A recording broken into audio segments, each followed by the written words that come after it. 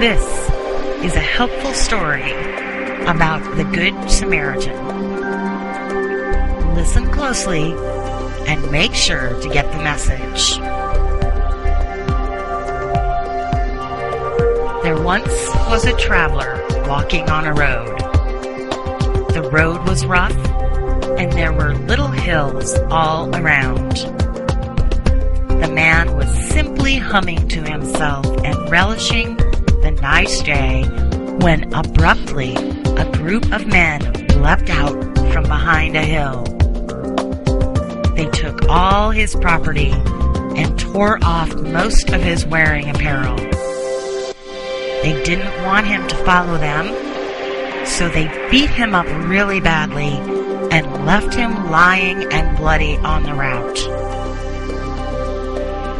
Some minutes later, a man was walking down the same route and noticed the man lying on the side of the road. What did he do? You'd think he would run over and aid the man.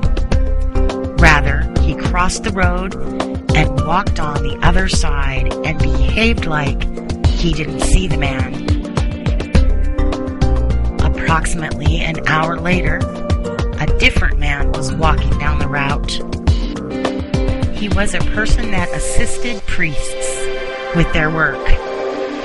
He would likely help the man, but he slowed down and walked a bit closer to the man, but then proceeded walking without helping him at all. You may be thinking that perhaps the man lying by the side of the road appeared like he was resting or something. That's why the two men didn't stop to help. The trouble is, it was simple to tell he was badly wounded.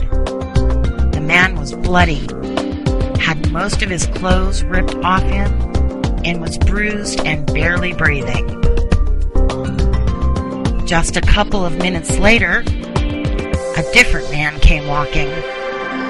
One thing you ought to know is that these two men had different backgrounds that didn't really get along.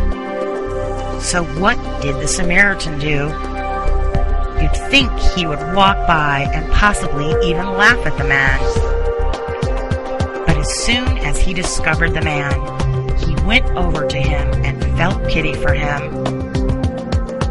He placed bandages on his sores and poured oil and wine, which were rather expensive, on the sores to keep them from getting worse. Then he put the man on his own donkey and took him to a hotel to attend to him. The following day, the Samaritan took out adequate money so the man could stay at the hotel till he was well enough to depart. He paid the man at the front desk and asked him to attend to the man. If he wasn't better after the money ran out, the Samaritan would come back and pay for any additional cost.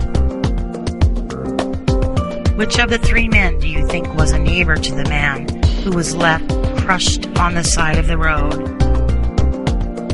Well, of course, the one who had compassion and helped him. Think of this story during your travels and do the same.